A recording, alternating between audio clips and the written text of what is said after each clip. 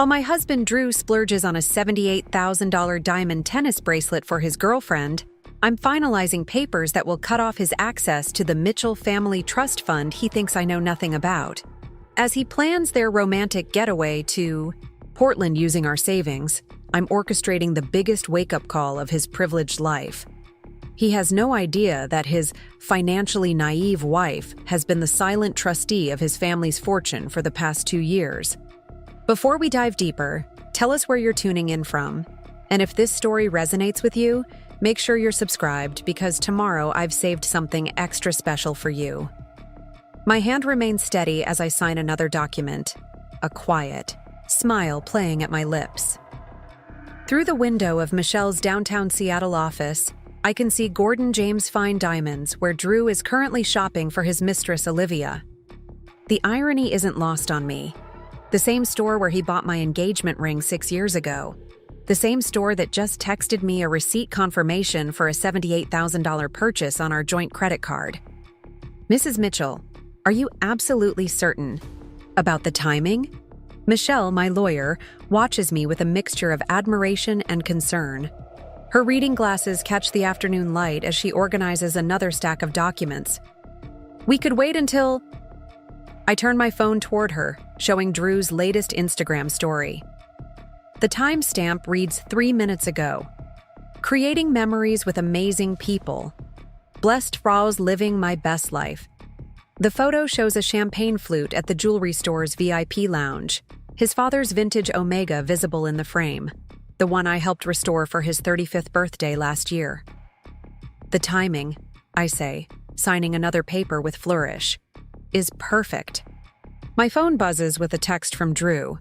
Working late tonight, sweetheart. Big client meeting. Don't wait up. Love you. I've saved every message like this from the past 3 months. Each one corresponds perfectly with a credit card charge at Canlis, the Edgewater Hotel, or Pacific Place. The ones he doesn't know I've traced.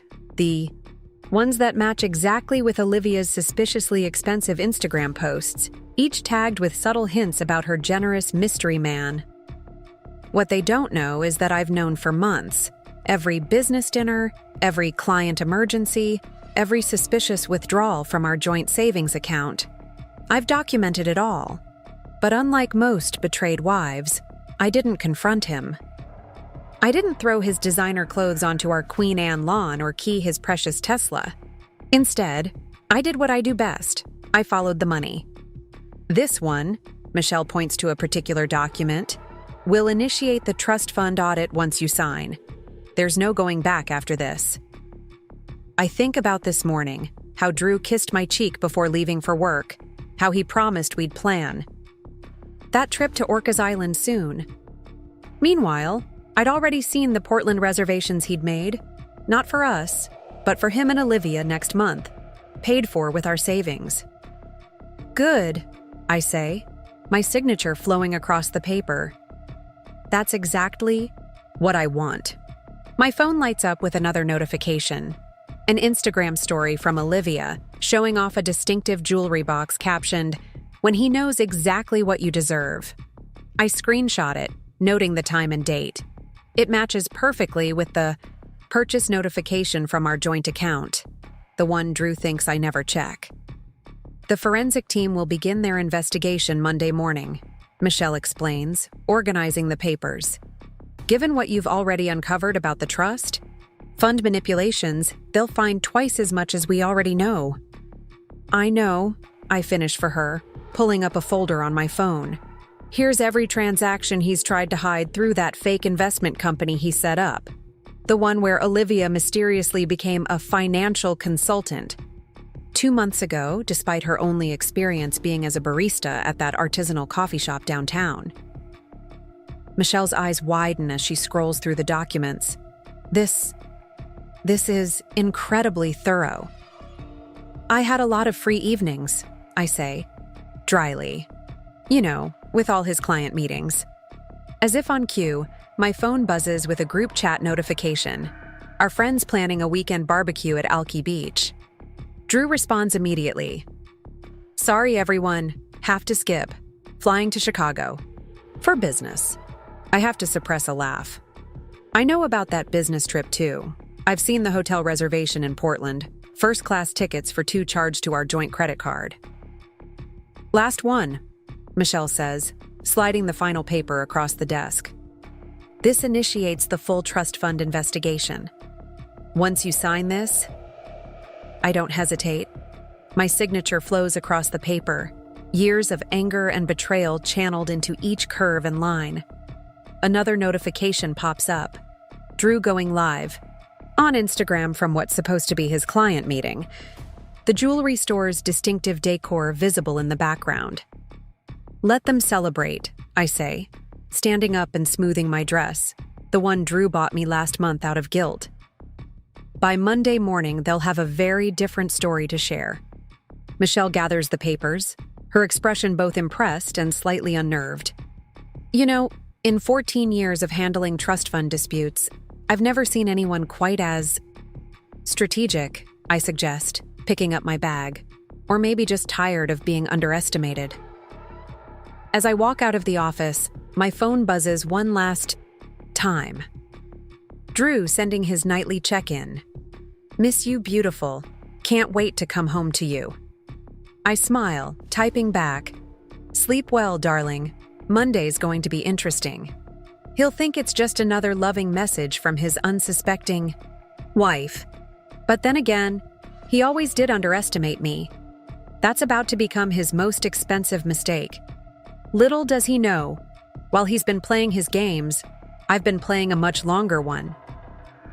2 years ago, when his father William had a stroke, I was the one who helped reorganize the family's estate planning.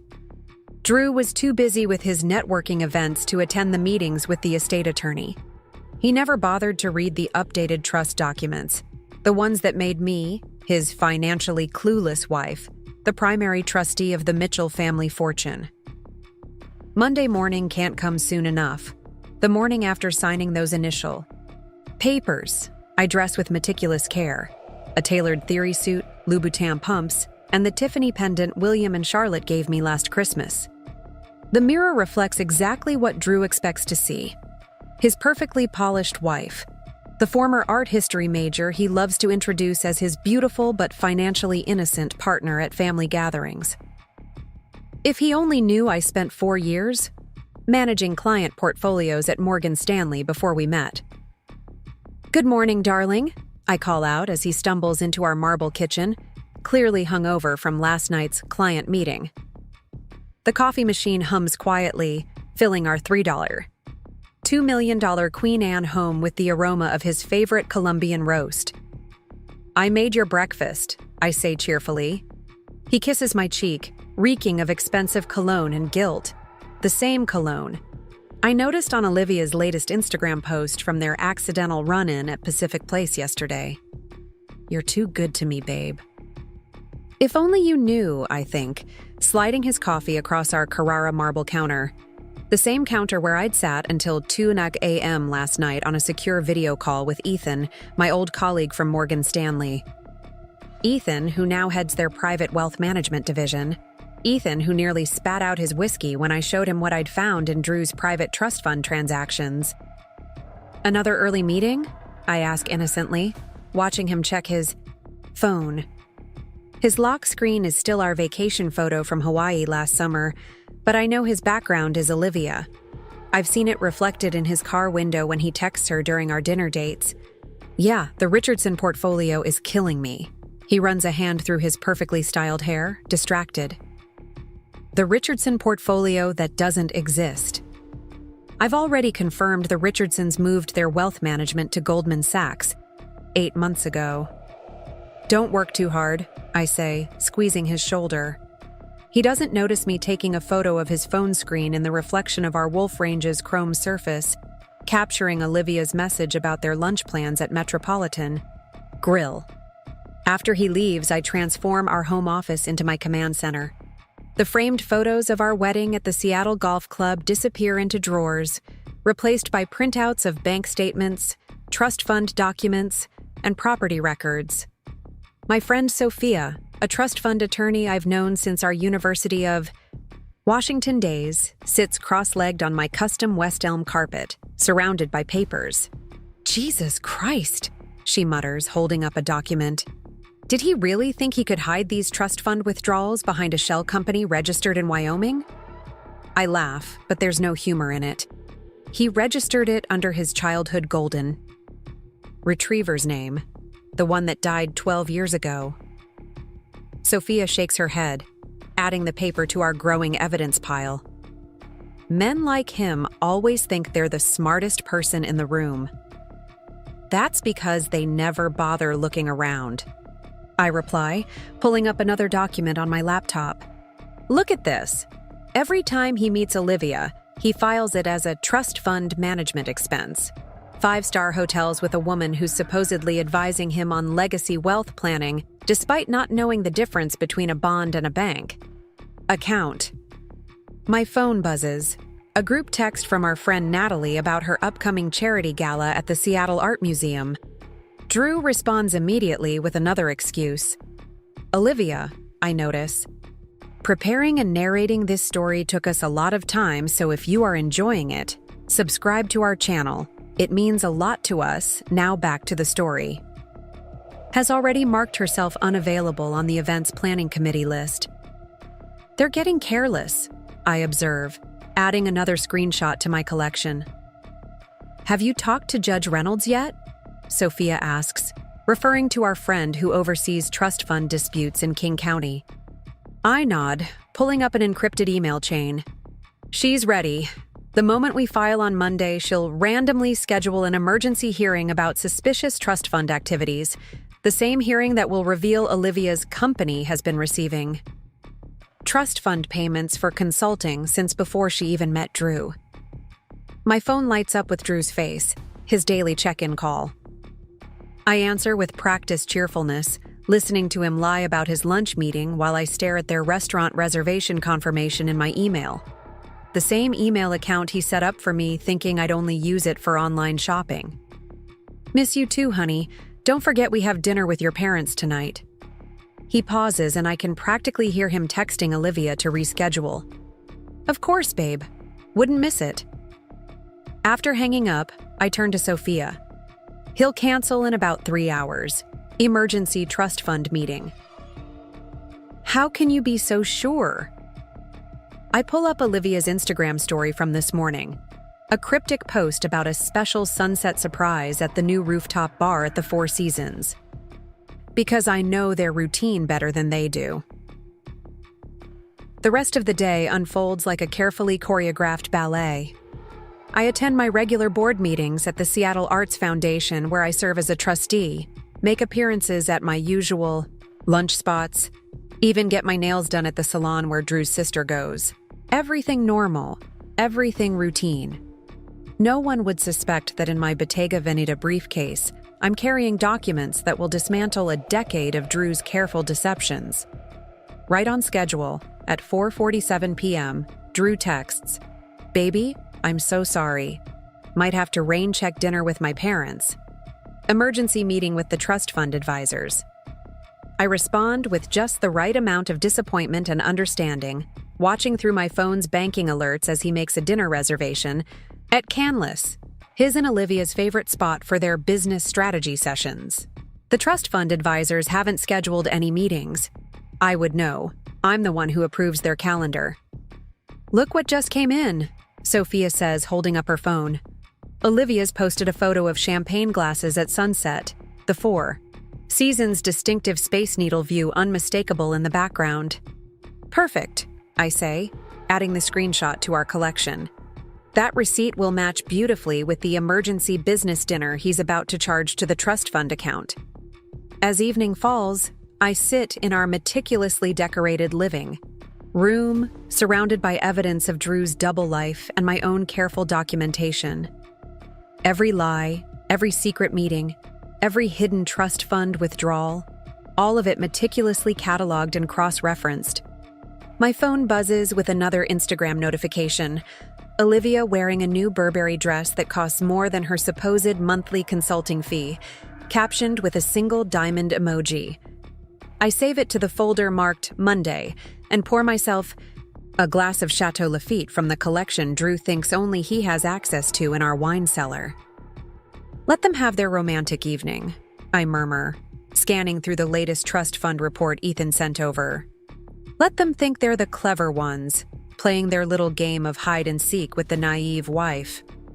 I've spent months building this facade of ignorance, and in less than 72 hours, I'll have the pleasure of watching it shatter, along with everything else they thought they could take from me.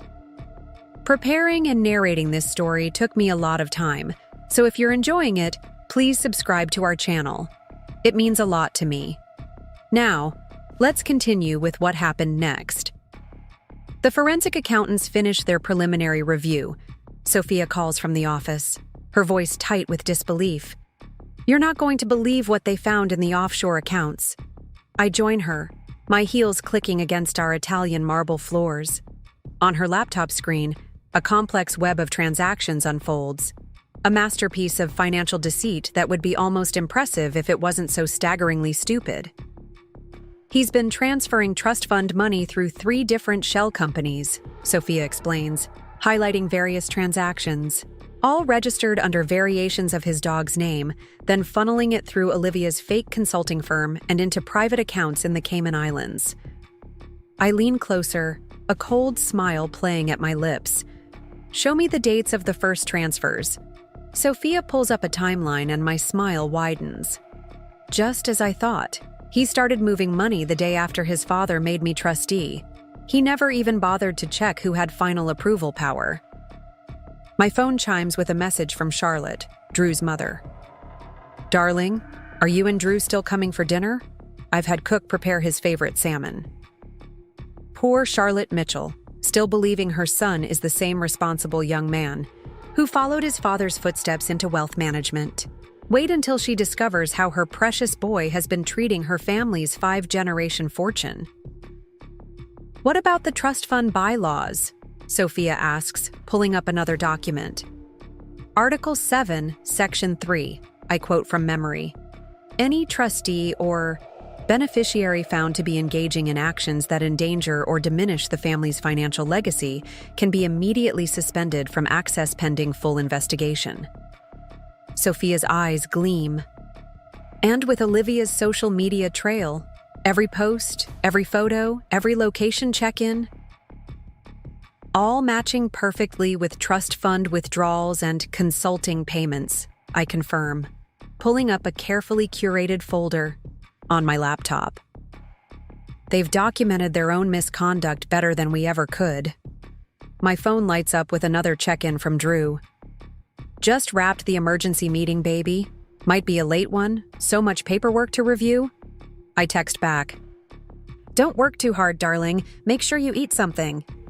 Through the window, I can see the lights of the Four Seasons, knowing they're up there right now, celebrating what they think is their perfect deception. Drew probably congratulating himself on how skillfully he's managed to hide his withdrawals from the trust fund. Olivia no doubt already planning how to spend more of the Mitchell family money. Michelle just confirmed, Sophia says, checking her phone. Judge Reynolds has cleared her morning calendar. The moment we file, she'll expedite the hearing. I nod, walking to our floor-to-ceiling windows. The Seattle skyline sparkles back at me, a constellation of lights that seems to mirror the intricate web of evidence we've woven. Rebecca, Sophia's voice turned serious. Are you absolutely sure about the timing? We could wait until after his birthday party next week. His whole family will be there. I turn back to her, thinking of the invitation I'd helped Charlotte design. The lavish celebration planned at the Seattle Golf Club, where Drew intends to announce his new role as primary manager of the family's investments. The same party, where he and Olivia plan to accidentally meet, beginning their public story with a meet-cute his mother would approve of. The timing, I say, picking up another stack of documents, is exactly right. Let him stand in front of his entire family, ready to make his big announcement. Sophia raises an eyebrow. Right before Judge Reynolds' bailiff serves him with the trust fund suspension papers? Poetic, isn't it? My phone buzzes again, a text from Olivia to our charity committee group. So sorry to miss tomorrow's meeting, everyone. Last-minute client emergency. The same meeting where we're supposed to discuss the annual Mitchell Family Foundation Gala. I add the screenshot to our evidence file, then pull up the trust fund's latest statement. The numbers that Drew thinks only he understands glow on the screen.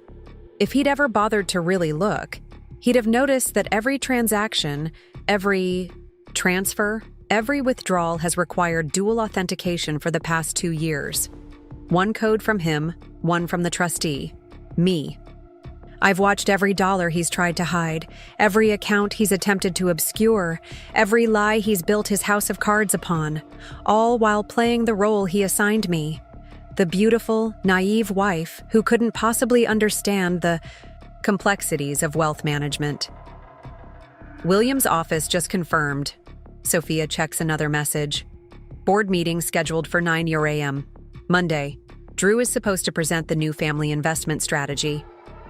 I smile, remembering the fabricated reports he's been working on, the fake projections he's created to hide his mismanagement of the trust. Perfect. That gives Judge Reynolds' team plenty of time to arrive by 9:30. My phone lights up one final time for the night. Drew sending a photo of paperwork scattered across his office desk, actually the Four Seasons distinctive stationery, visible in the corner. Still grinding, baby. Don't wait up. I text back a single heart emoji, then turn to Sophia. Shall we finish preparing his wake-up call? For the next few hours, we meticulously review every document, every piece of evidence, every single detail of what's about to unfold. By the time Sophia leaves, the sun is starting to rise over Puget Sound, painting our living room in shades of gold that match the embossed letterhead of the Mitchell Family Trust. I hear Drew's key in the door around 6 a.m. He tries to be quiet, but his designer shoes still click against the marble floors. I'm already in the kitchen, perfectly dressed, makeup flawless, starting the coffee maker. "You're up early," he says, trying to hide his surprise in the faint trace of Olivia's signature Joe Malone perfume on his collar. "Thought you could use some breakfast after your late night," I smile, sliding him a cup of coffee. Must have been some important trust fund business. "You know how it is." He waves vaguely, not meeting my eyes. "Sometimes these things can't wait."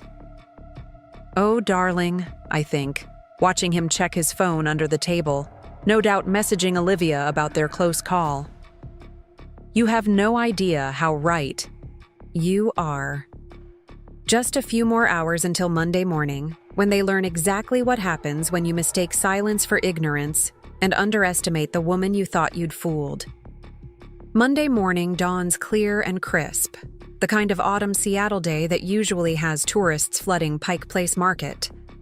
I wake up at precisely 6:30 a.m., though I've barely slept. Drew's side of our fret-lined bed is empty. He'd left early, eager to prepare for his big presentation to the family board, if he only knew what else was being prepared for him. I dress with surgical precision, a Burberry suit in charcoal gray, Charlotte's favorite Louboutin heels, a guilt gift from Drew after a particularly expensive weekend with Olivia, and William's mother's pearls, a symbol of the family trust he's about to lose. Every detail matters today. Every piece tells a story. "Morning, beautiful." Drew's voice is unusually chipper when he calls at 7:45 a.m. "Just wanted to check you're coming to the board meeting, right? Thought you might want to see your husband's big moment." "Wouldn't miss it for the world, darling," I reply, watching Michelle send confirmation that Judge Reynolds has arrived at her chambers. "Someone should be there to witness everything you deserve." He chuckles, missing my tone completely. "That's my girl. See you at 9. I end the call and pull up the security feed from the Mitchell Group's offices. Amazing what being a trustee grants you access to. Drew is already there, practicing his presentation in the boardroom mirror, adjusting his Hermes tie with nervous fingers. On another screen, I watch Olivia enter her favorite coffee shop, no doubt planning to celebrate with Drew after his triumph. "Everything's in position," Sophia texts. She's already at the courthouse with Michelle, waiting for the perfect moment. Judge Reynolds is reviewing the final documents now. I check my watch. 8:15 a.m. Time to set the wheels in motion. My first stop is the Mitchell Group's private bank, where I've been a familiar face since helping reorganize their family estate 2 years ago. Drew never bothered to attend these meetings. Boring paperwork, he'd called it. His loss. Mrs. Mitchell, Thomas, the private banking director, greets me warmly. Everything is prepared as requested. I smile, taking a seat in his plush office. And the timing? He slides a document across his mahogany desk. The moment you send the signal, every account Drew has access to will be flagged for review. The trust fund auditors are standing by. Perfect. I sign where indicated, my Mont Blanc pen, another of Drew's guilt gifts, flowing smoothly across the paper. And his private accounts? Thomas allows himself a small smile. Already? Under surveillance. The moment the trust fund suspension hits, those freeze too. My phone buzzes with a message from Charlotte Mitchell. Darling, I'm so proud of Drew today, and so grateful to have you as part of our family. You've been such a blessing. If she only knew how much of a blessing I was about to be, saving her family's fortune from her own son's greed. At 8:45 a.m., I enter the Mitchell Group's gleaming office tower, nodding to security guards who know me as the trustee's wife, not realizing I'm actually their superior. The elevator rides smoothly to the 45th floor, where the family's legacy has been managed for 3 generations.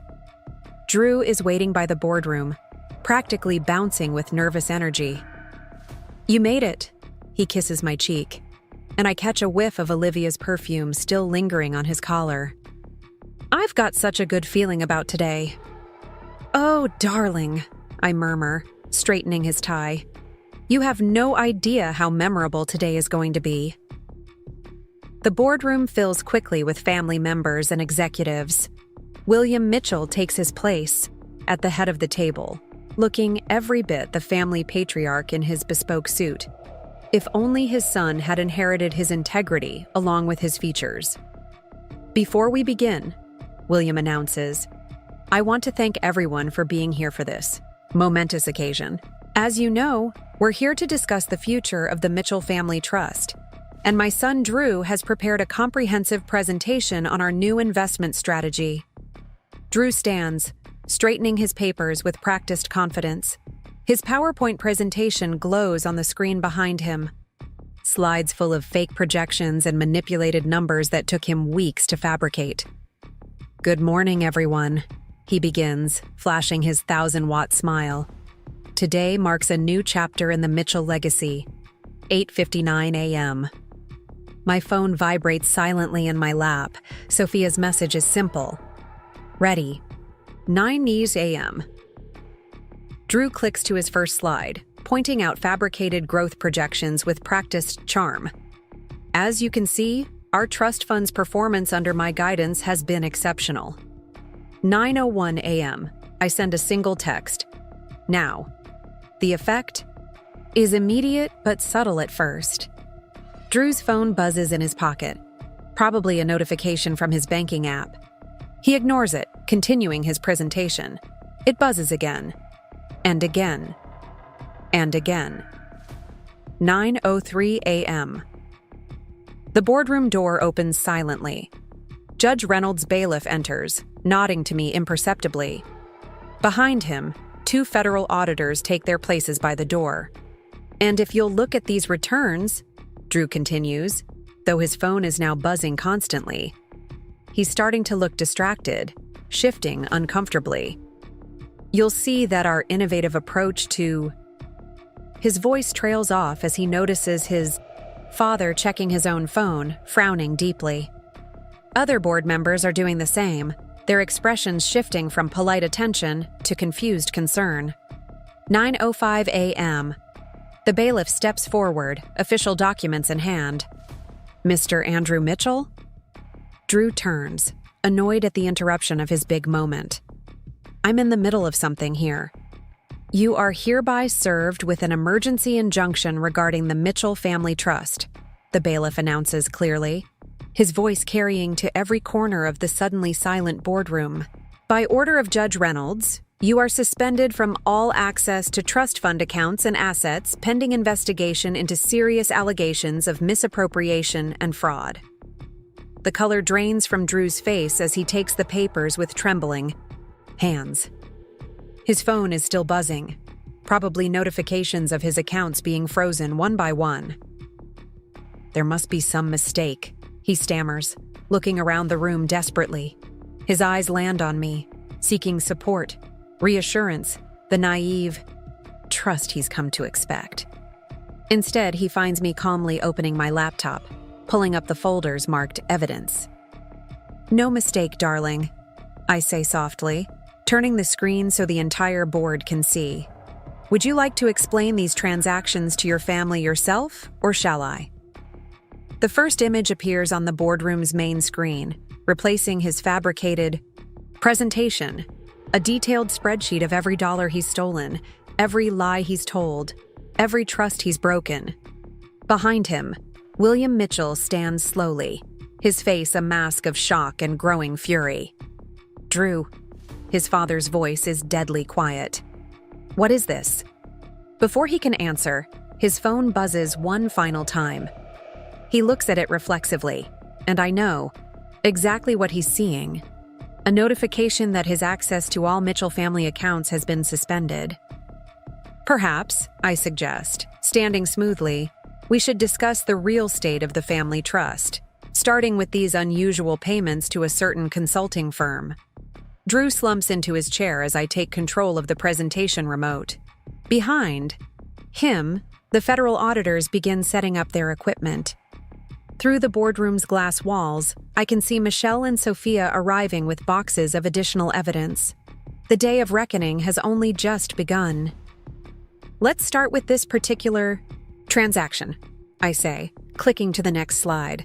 The boardroom screen fills with a detailed breakdown of a $250,000 transfer from the trust fund to Olivia's consulting firm, made on March 15th, exactly one day after Olivia's company was registered. Interesting timing, wouldn't you say? Drew's hands grip the armrests of his chair, knuckles white. Behind him, William Bennett has switched from shock to cold fury, his jaw clenched as he watches his son's deceptions laid bare. Of course, I continue, clicking through to the next slide. That was just the beginning. Shall we discuss the offshore accounts registered under your childhood pet's name? Or perhaps the series of business development charges at the fore? Seasons that coincidentally match perfectly with these Instagram posts. The screen fills with a carefully curated collection of Olivia's social media posts side by side with trust fund expenditures, times and dates perfectly aligned, each champagne toast, each surprise gift, each luxury weekend mathematically matched with a suspicious withdrawal. This is ridiculous, Drew finally manages, his voice cracking. These are legitimate business expenses. Dad, I can explain. Explain what exactly? I interrupt smoothly, pulling up another document. How you started embezzling from the trust fund the day after your father made me trustee? Or should we discuss how you've been using family money to fund your affair while planning to divorce me? A gasp ripples through the boardroom. Charlotte Mitchell, Drew's mother, presses a hand to her chest, her face pale beneath her perfect makeup. Divorce? She whispers. Drew, what is she talking about? Oh, you didn't know? I turn to my mother-in-law with practiced sympathy. Drew and his financial consultant have quite the future planned, booked with trust fund money, of course. Would you like to see the Portland reservations, the engagement ring receipt, or perhaps the draft divorce papers his lawyer drew up last week? Drew lunges for his phone, probably to warn Olivia, but it's already too late. Through the boardroom's glass walls, we can see her being escorted into the building by security, her designer handbag clutched to her chest like a shield. Perfect timing, I murmur, checking my watch. The court can't... Drew's voice rises an octave. What? Have you done? Did you really think I cut in, my voice carrying clearly across the stunned boardroom. That you could embezzle millions from a family trust fund without consequences? That no one would notice your creative accounting? Your father made me trustee for a reason, darling. And unlike you, I actually read the financial reports. The federal auditors have set up their equipment now, efficiently downloading data from the company servers. Michelle stands at the ready with another stack of documents, the complete forensic accounting of every dollar Drew has stolen. Mrs. Mitchell, one of the auditors calls out, we've confirmed the initial findings. The pattern of misappropriation is consistent with your report. Drew's head snaps up. Your report? Who do you think has been documenting your theft all these months? I ask quietly. Who do you think has been tracking every lie, every secret meeting, every hidden transaction? The wife you thought was too naive to understand finance? The trophy you believed would never question your business meetings? His phone buzzes again, probably Olivia being brought to the conference room for questioning. Through the glass, I can see her mascara-streaked face as she realizes the magnitude of their situation. I can fix this. Drew stands abruptly, desperation creeping into his voice. Dad, just let me explain. We can handle this internally. Sit down. William Mitchell's voice could freeze hell itself. Actually, I interject, pulling up another document. We're just getting started. Would anyone like to see the trust fund's true performance reports? The ones Drew has been hiding while presenting his creative fiction? The next hour unfolds like a perfectly choreographed dance. With each new revelation, each piece of evidence, each damning document, Drew shrinks further into his chair, his carefully constructed world of lies crumbling slide by slide, dollar by dollar. The Cayman Islands accounts have been frozen, Sophia announces from the doorway, and Judge Reynolds has approved the emergency audit of all personal assets. Drew's head snaps up. Personal assets? You can't. Article 7, Section 3 of the Trust Fund bylaws, I quote smoothly. Any trustee or beneficiary found to be engaging in actions that endanger or diminish the family's financial legacy can be immediately suspended from access to all related assets pending full investigation. Your father insisted I memorize every clause when he made me trustee. Shame you never bothered to read them yourself. A commotion outside draws everyone's attention. Olivia is being led to a separate room, her face a mask of panic as she realizes the serious nature of her situation. Through the glass, I watch her reach for her phone, probably to call the lawyer she thinks can save her. Don't bother, I call out, loud enough for her to hear through the glass. Your lawyer dropped you 20 minutes ago. Apparently, he has some concerns about being associated with trust fund fraud. Drew stands again, this time moving toward the door, but the security team shifts smoothly to block his path. This is insane! You can't just... Can't what? I ask, my voice deadly quiet. Protect the family's legacy from your greed. Prevent you from stealing more of your parents' trust fund? Or perhaps you're upset that I won't let you drain the accounts to fund your new life with Olivia. I click to the next slide, and Drew actually flinches. It's a photo from last week. Him and Olivia at Gordon James, shopping for engagement. Rings, the trust fund withdrawal for the purchase still pending in the system. Engagement rings? Charlotte Bennett's voice is barely a whisper. While you're still married to Rebecca? Speaking of marriage, I continue, pulling up another document. Drew, darling, why don't you explain to everyone why you've been meeting with divorce attorneys? Or should I share the prenup dissolution papers you had drafted? The boardroom is deadly silent now, every eye fixed on Drew as he realizes just how completely his plans have imploded. His father stands slowly, every inch the powerful patriarch whose legacy his son has betrayed. Get him out of my sight, William orders, his voice trembling with rage. And call the family lawyers, all of them. As security begins to escort Drew from the boardroom, his phone buzzes one final time. I know exactly what notification he's receiving. His access to the Mitchell family offices has been revoked, his keycard deactivated, his credentials suspended. "One more thing," I call out just as he reaches the door.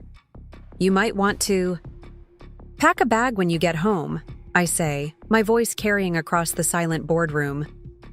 The Queen Anne house belongs to the trust fund, and as of 9 minutes ago, you're no longer a permitted resident. Drew turns, his face a mask of disbelief. "Where am I supposed to go?" I smile, remembering all the nights I lay awake while he was with Olivia, planning this very moment. "Perhaps you could stay at the Four Seasons." "Oh wait, your credit cards have all been frozen." I glance meaningfully at the security team leading Olivia to questioning. I'm sure Olivia would offer her sofa, but she might be a bit preoccupied. As Drew is led away, Charlotte Mitchell approaches me, tears in her eyes. "Rebecca, I'm so sorry. We had no idea he was—" "It's not your fault." I squeeze her hand gently. "You raised a good son. He just made very, very bad choices." Sophia appears at my side with another update. "Judge Reynolds wants to see you, and the forensic accountants have found 3 more offshore accounts." I nod, gathering my things as the federal agents continue their work. Through the glass walls, I can see Drew being escorted to the lobby, his world collapsing around him. His phone is probably exploding with notifications, frozen accounts, canceled cards, suspended memberships, revoked access. "Mrs. Mitchell," one of the federal agents approaches. "We'll need a statement about the trust fund discrepancies." "Of course," I reply, smoothing my skirt as I stand. "I believe I have everything you need right here." I pat my briefcase filled with months of careful documentation, weeks of meticulous planning, and years of quiet observation. Drew thought he was so clever, playing his games with the family fortune while his trophy wife smiled quietly at his side. He never realized that sometimes the quietest person in the room is the one you should fear the most. The next few hours unfold like a perfectly orchestrated symphony of consequences. From my temporary office in the Mitchell Group's executive suite, Drew's former office, ironically, I watch the dominoes continue to fall through multiple screens and live feeds. His attempt to access the Cayman accounts was just denied, Sophia reports, monitoring the financial alerts. He tried using his backup passwords, the ones he thought nobody knew about. I smile, remembering how easy it was to find those passwords. Scribbled in his private notebook, the one he kept in his secret safe behind our bedroom's Monet painting. How many attempts? 5 so far, each one triggering another alert to the financial authorities. My phone buzzes with a notification from our home security system. Drew has arrived at the Queen Anne house, probably hoping to grab some essentials before the locks are changed. Through the camera feed, I watch him frantically shoving designer suits into his luggage, the same suits I helped him select, each one paid for with trust fund money he'll soon have to account for. "Should we tell him about the asset freeze?" Sophia asks, watching the feed over my shoulder. "Let him figure it out," I reply, turning my attention to another screen showing the federal investigators interviewing Olivia. Her confident facade has crumbled completely now, mascara streaking down her face as she realizes the full implications of her role in Drew's scheme. "Mrs. Mitchell," Michelle enters with a fresh stack of documents. "The family's private bank just called. They've completed the initial audit of Drew's personal accounts." I raise an eyebrow. "And?" "He's been skimming from more than just the trust fund. They found irregular transfers from his grandmother's medical care account, his sister's children's education fund, even the family's charitable foundation." Charlotte Mitchell, who's been sitting quietly in the corner trying to process the morning's events, lets out a small sob. "The children's education fund? His own nieces and nephews?" I move to comfort my mother-in-law, the woman who welcomed me into her family with open arms 6 years ago. "We've already reversed the transfers. Charlotte, the children's futures are secure." My phone lights up with another notification. Drew trying to check into the Edgewater Hotel using his black Amex card. I can almost see the color drain from his face as the card is declined.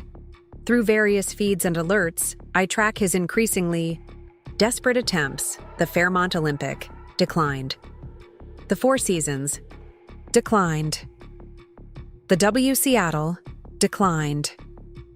His lawyer just dropped him, Sophia announces, checking her messages.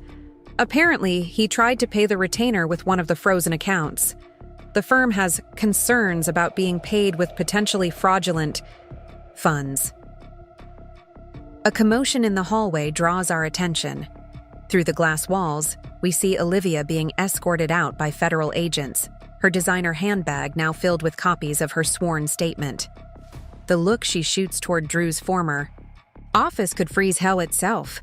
She gave them everything, Michelle confirms, reviewing the preliminary report.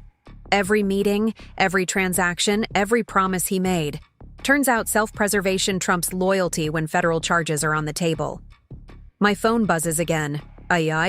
Group text from our social circle about the upcoming charity gala at the Seattle Art Museum.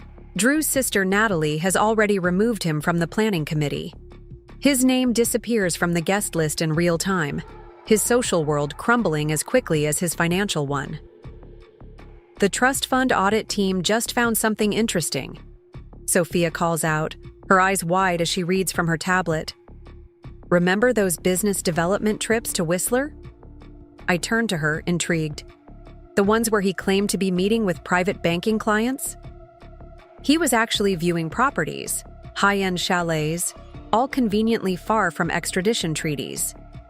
They found incomplete purchase agreements on his company laptop. Diana's head snaps up. He was planning to run? With our family's money? I'm afraid so, I confirm gently. But don't worry, he won't get the chance now. As if on cue, my phone shows another alert. Drew's passport has been flagged. No international travel without court approval.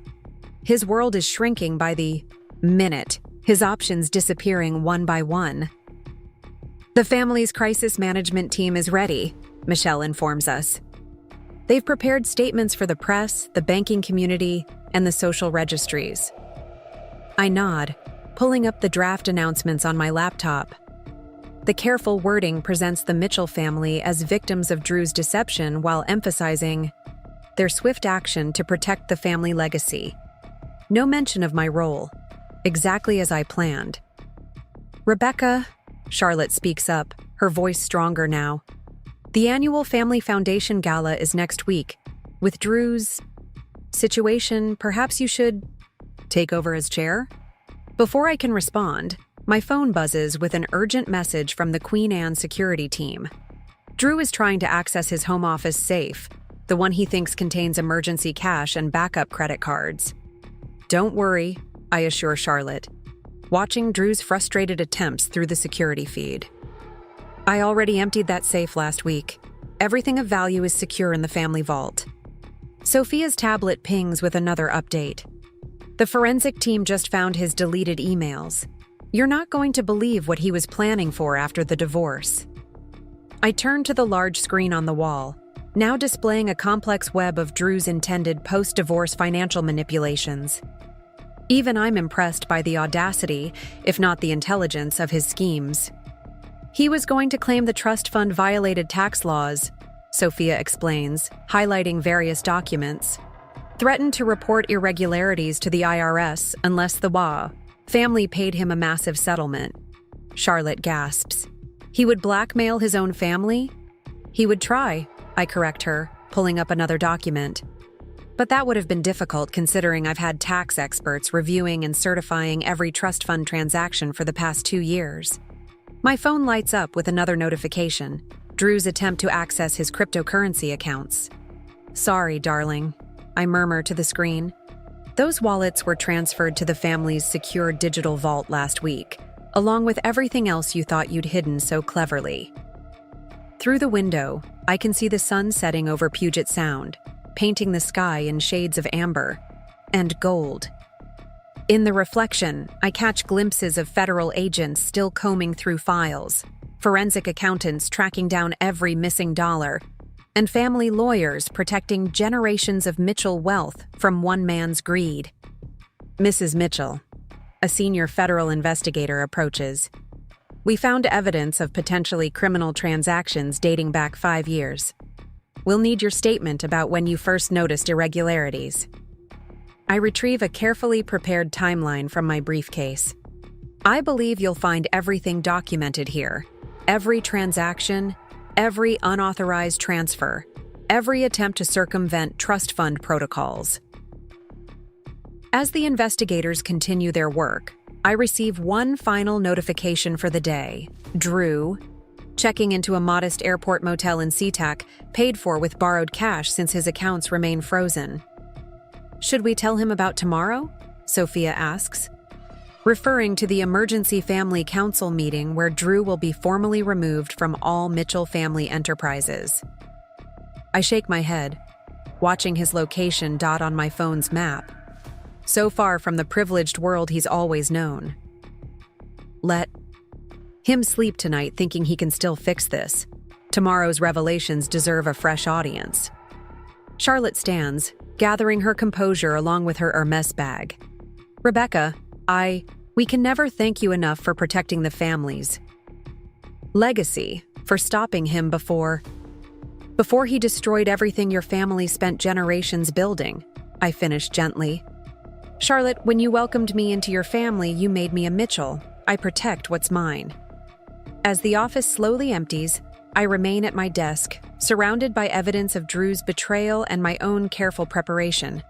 On one screen, I watch him pacing in his motel room, probably trying to figure out how his perfect plan imploded so spectacularly.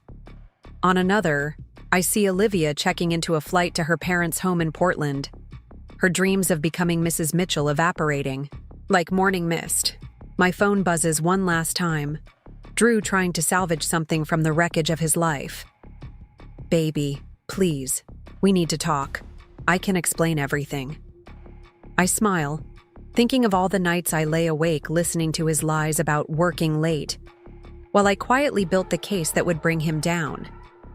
No need to explain, darling, I text back. The federal investigators have all the explanations they need. Then I turn off my phone, gather my things, and prepare to head home to the Queen Anne house that now belongs solely to me. Tomorrow will bring more revelations, more consequences, more dismantling of Drew's carefully constructed house of cards. But tonight, I'll sleep soundly in our king-sized bed, alone but victorious, while my husband learns what happens when you mistake quiet patience for weakness and underestimate the woman who held the real power all along. Tuesday morning brings the kind of headlines you can't buy with PR spin. Mitchell heir, suspended from family trust amid fraud allegations. Scandal rocks Seattle elite. Trust fund manipulation scheme exposed. Society sweetheart's secret victory. A trophy wife saved a family fortune. I read them all from the comfort of my home office in the Queen Anne house, sipping the rare Japanese tea Drew always claimed was too refined for my palate. The irony of enjoying his precious collection while watching his world burn isn't lost on me. The private banking community is in an uproar, Sophia announces, entering with a fresh stack of financial papers. 3 other prominent families have already requested audits of their own trust funds. Apparently, Drew's scheme has everyone questioning their own financial managers. His mother's on her way up, Michelle adds, checking her phone. The doorman just called. I nod, setting down my teacup. Charlotte Mitchell has always been the family's emotional compass, and I know this meeting won't be easy for her. Rebecca, Charlotte sweeps in, still elegant despite her obvious distress. The press, have you seen the latest? They're calling it the trust fund takedown of the decade. I guide her to the sitting area, noting how her eyes linger on the empty spaces where Drew's photos once hung. The media will move on to the next scandal soon enough. What matters is protecting the family legacy. The forensic accountants found something else, she says quietly, pulling out a folder. Something worse. I take the documents, though I already know what they'll show. Drew hadn't just been stealing from the trust fund. He'd been systematically looting his own family's personal accounts, his sister's children's college funds, his grandmother's medical care reserves, even his parents' retirement accounts. We knew he was troubled, but this... Charlotte's voice breaks. His own family. Everything will be restored, I assure her, showing her the recovery plan I'd prepared months ago.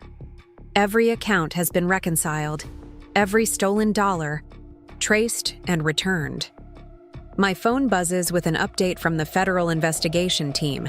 They've found Drew's secret storage unit in Ballard. Inside, boxes of falsified documents detail years of financial manipulation. All the evidence they need for criminal charges. Mrs. Mitchell, my assistant calls from the doorway. Mr. Drew is in the lobby demanding to be let up. He's not taking no for an answer. I pull up the security feed on my laptop. Drew, disheveled and desperate, arguing with the doorman. His Tom Ford suit, the one he wore to so many client meetings with Olivia, is wrinkled from a night in the airport motel. Should I call security? The assistant asks. No need, I reply, pressing a button on my phone. The police are already on their way. Anonymous tip about a person of interest in a federal fraud investigation causing a disturbance. Charlotte flinches at my words but doesn't object. Even a mother's love has its limits. The Trust Fund Council is meeting in an hour, Sophia reminds me, checking her calendar. They'll want your statement about assuming emergency control. I nod, gathering my materials. In the background, my screens show multiple scenes unfolding simultaneously. Drew being escorted from the building by police, Olivia giving another tearful interview, painting herself as another victim of his deception, federal agents boxing up evidence from his office, society columnists speculating about the scandal's impact on upcoming charity gala season. Rebecca? Charlotte speaks up suddenly. There's something I need to tell you about why William made you trustee 2 years ago. I turn to my mother-in-law, curious. This is one piece of the puzzle I never fully understood. We knew, she says simply, about Drew's tendencies, the impulsive spending, the risky investments, the constant need for more. William saw it happening at the company, watched him taking bigger and bigger risks with other people's money. So you needed someone to protect the family fortune from your own son. I finish quietly. Charlotte nods, tears in her eyes. We interviewed dozens of financial experts, considered professional trustees from all the top firms. But William said we needed someone Drew would underestimate, someone he'd never suspect of watching his every move. The trophy wife, he thought, he'd chosen for her looks rather than her mind, I add, understanding dawning. When we learned about your background in finance, your experience with private wealth management. Charlotte manages a small smile. Well, let's just say William has always had an eye for talent. My phone buzzes again, more updates flooding in. Drew's membership at the Seattle Golf Club revoked, his position on the hospital board suspended, his private banking privileges at multiple institutions terminated, his invitation to next month's charity gala rescinded. His lawyer sent over a proposal, Michelle mentions, holding up another document. He's offering to sign a full confession in exchange for a monthly allowance from the trust fund. I almost laugh at the audacity. Let me guess. He still thinks he has something to negotiate with? He's claiming he has evidence of historical trust fund irregularities, says he'll go public if we don't meet his demands. This time I do laugh, pulling up a particular file on my laptop. You mean these documents? I turn the screen to show decades of pristine trust fund records, each transaction verified, each decision documented, the ones I've had independent auditors reviewing and certifying for the past 2 years. Through the window, I watch as Drew is driven away in a police car, his final attempt at blackmail failing as spectacularly as his other schemes. On my other screens, the Mitchell family's financial empire continues operating smoothly, the transition of power already complete. The family council is ready, my assistant announces. They're waiting in the main boardroom. I gather my things, preparing to officially accept control of the Mitchell family's financial future. Charlotte stands with me, straightening her shoulders with renewed strength. "Rebecca," she says softly, "thank you. Not just for stopping him, but for saving him from himself. If he'd continued much longer, the damage would have been irreparable." "I know," I finish. That's why I had to act now. As we head to the boardroom, my phone shows one final notification. Drew checking into an even cheaper motel, this time in Tacoma. How far the mighty have fallen. "Mrs. Mitchell," Michelle calls out. "Judge Reynolds' office just confirmed the emergency hearing is set for tomorrow morning. They'll want your full testimony about the trust fund manipulation." I nod, already prepared. My evidence is organized, my statement drafted, my strategy in place. Tomorrow, Drew will learn the full extent of his mistakes. Not just the financial theft, but the fatal error of underestimating the woman he married. "One last thing," Sophia adds. "The family's PR team wants to know how to handle the press. They're calling you everything from financial avenger to trust fund guardian." "Tell them no comments," I reply, stepping into the elevator. The numbers speak for themselves. As we ascend to the boardroom, I think about the day Drew first brought me home to meet his family, how he introduced me as his beautiful art history graduate, emphasizing my looks while dismissing my mind, how he never bothered to read the trust fund documents, never questioned why his father chose his new daughter-in-law as trustee. His last text message still sits unanswered on my phone. "Please, baby, just tell me what you want. I'll do anything." Too late, Drew. Too late by exactly 5 years, 2 months, and 17 days. The time it took me to document every lie, trace every theft, and prepare for this moment of perfect justice. The boardroom doors open, revealing the assembled Mitchell family council. Time to show them exactly why William chose me to protect their legacy, and why Drew's biggest mistake wasn't stealing from the trust fund, but underestimating the woman who controlled it all along. 1 month later, the dust has finally begun to settle. I sit in my new office, the corner suite that once belonged to Drew's father, reviewing the latest trust fund performance reports. The Seattle skyline stretches out before me, a glittering testament to generations of Mitchell family success that I helped preserve. The Wall Street Journal piece just went live, Sophia announces, entering with her tablet. Today's headline: Mitchell Trust Fund Revival, How Strategic Oversight Saved a Family Fortune. Any mention of Drew? I ask, though I already know the answer. Only as a cautionary tale. They're calling it the ultimate case study in trust fund governance. Your quotes about financial responsibility are featured prominently.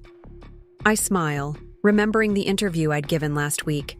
I'd been careful to focus on the importance of proper oversight rather than personal drama. The Mitchells, after all, still had a reputation to maintain. My phone lights up with a notification from the federal prosecutor's office. Drew's plea deal has been finalized. In exchange for a reduced sentence, he's agreed to provide evidence against larger financial fraud schemes he'd become entangled with. His new accommodations are quite a step down from the Four Seasons, Sophia observes dryly, showing me the detention center's location. Though I hear the jumpsuit orange brings out his eyes. Olivia sent another request, Michelle adds, entering, with more papers. She's offering to write a tell-all about Drew's schemes in exchange for immunity. Tell her the federal prosecutors already have everything they need, I reply, pulling up our evidence files. Her Instagram posts provided more than enough documentation. Through my office windows, I can see the trust fund's investment team hard at work under my leadership. They've already recovered every dollar Drew stole, plus implemented new safeguards to prevent future manipulation. Mrs. Mitchell, my assistant calls over the intercom, the family council is ready for your quarterly presentation.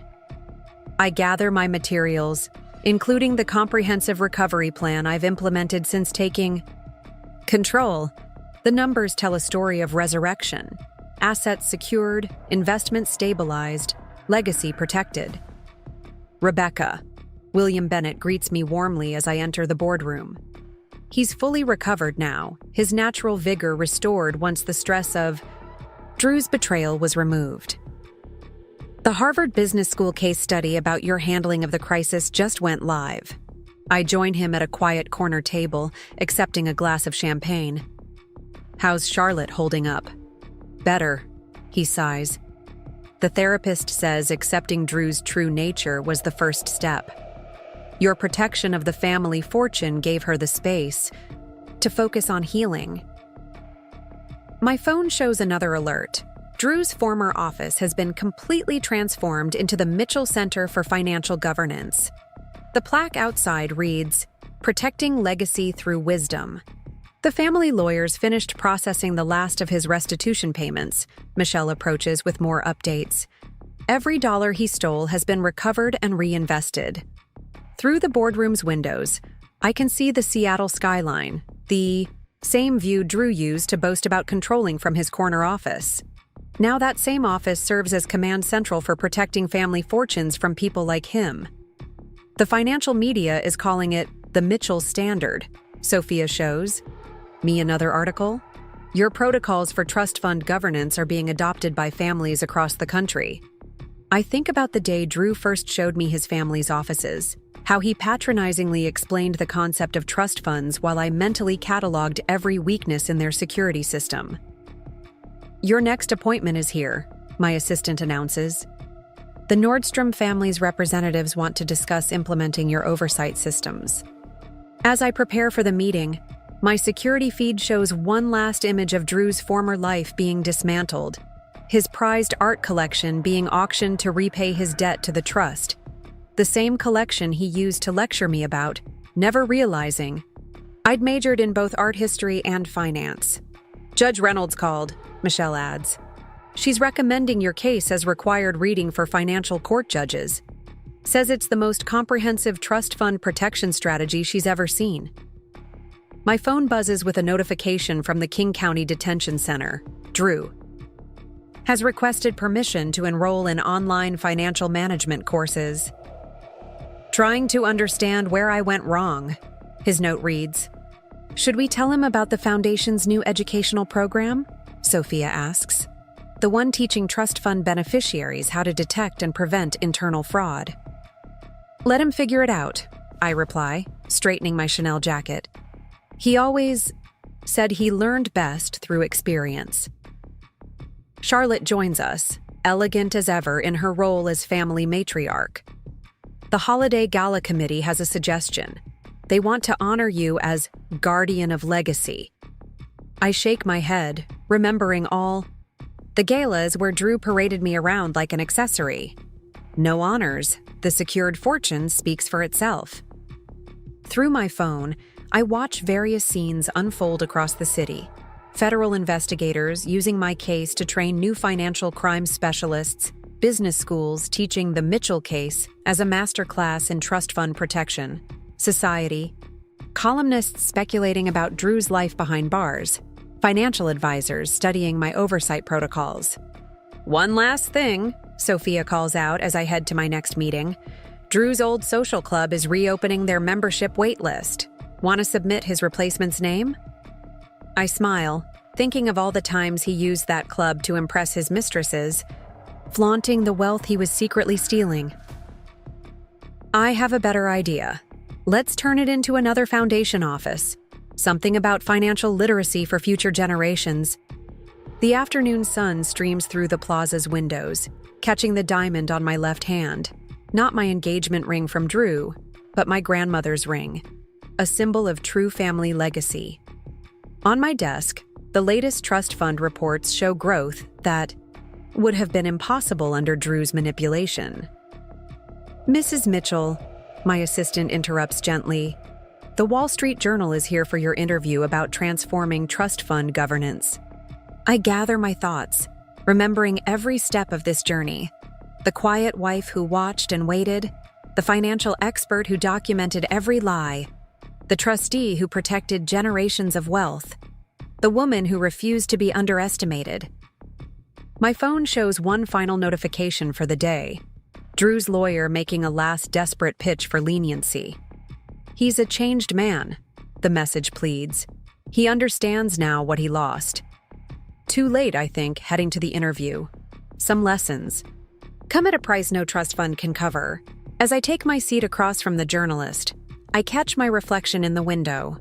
No longer the trophy wife Drew thought he married, but the guardian of legacy he never knew he needed. The reporter's first question makes me smile. Mrs. Mitchell, how does it feel to have revolutionized trust fund protection? It feels, I reply, thinking of Drew in his cell, finally learning the true meaning of trust. Exactly like justice. 1 year to the day after Drew's downfall, I stand in my office at Mitchell Tower, watching the sun rise over Puget Sound. The view is different from up here, both literally and figuratively. The past year has transformed not just the Mitchell fortune, but the entire landscape of trust fund management. My phone lights up with the morning's first notification. Forbes magazine has just released their annual Power Players issue. The cover story: The Woman Who Changed Trust Fund Management Forever, Rebecca Mitchell's Revolution. The Times piece just went live too, Sophia announces, entering with her signature stack of updates. They're calling you the silent guardian of generational wealth. I scan the headline, amused by the irony. A year ago, these same publications barely noticed me. Just another pretty wife in Seattle's social circus. Now they're studying my methods in business schools. Drew's latest letter arrived, Michelle adds quietly, placing a thin envelope on my desk. Unlike his early desperate pleas, this one is different. A simple handwritten confession of every mistake, every betrayal, every moment of hubris that led to his downfall. He's finally completed the financial literacy program in prison, Sophia mentions, checking her tablet. Graduated top of his class, ironically enough. Says he finally understands what he was supposed to be protecting. Through my office windows, I can see the bustling financial district, the same streets where Drew once strutted like a prince, never realizing he was walking toward his own destruction. Now those same streets are home to a new era of financial governance, shaped by the lessons of his fall. The Mitchell Family Foundation's annual report is ready for review, my assistant announces.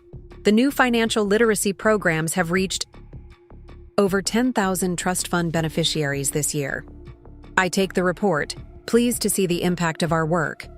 What Drew tried to destroy has become a beacon of financial wisdom, helping other families protect their legacies from similar threats. Diana's on her way up, Michelle informs me.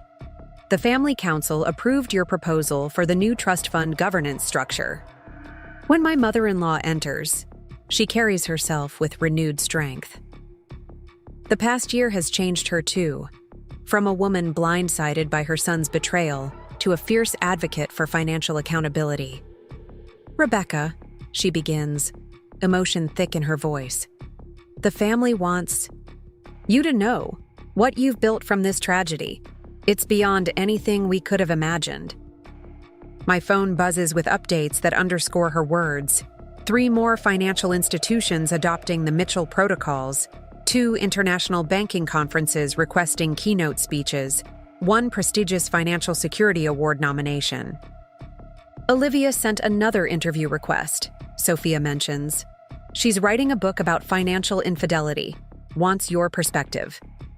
I decline with a simple email. Some stories don't need more telling. They need understanding. The trust fund's performance reports are in, Michelle adds, pulling up the latest figures. Growth is up 40% since you took control. Every dollar Drew stole has been recovered and multiplied. Through my security feeds, I can see multiple scenes playing out.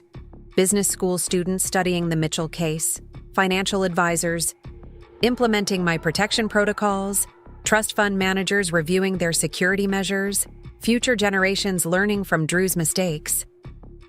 His parole hearing is next month, Sophia reminds me gently. They want to know if you'll submit a statement. I consider this, remembering every step of our journey, the quiet wife who watched and learned, the expert who documented every lie, the guardian who protected a legacy, the woman who refused to be underestimated. Send them this, I decide, pulling up the trust fund's latest performance report. Let the numbers speak for themselves. Charlotte touches my arm gently. He asks about you, in his letters. Says he finally understands what he had, not just the money, but the trust. Some lessons, I reply, watching a new class. Of financial advisors enter the Mitchell Center for Financial Governance below. Come too late to change the past, but early enough to protect the future. My phone shows one final update. Drew's old office has been completely transformed into a state-of-the-art financial security center. The plaque outside reads, "Protecting Tomorrow's Legacy Today." The next generation of Mitchells starts their financial education program tomorrow, Sophia reminds me. Would you like to speak to them? I think about these children, Drew's nieces and nephews, the future of the family he betrayed. Thanks to our new protocols, they'll grow up understanding not just the privilege of wealth, but the responsibility of legacy. Tell them the truth, I decide, about trust, betrayal, and the price of underestimating those we dismiss.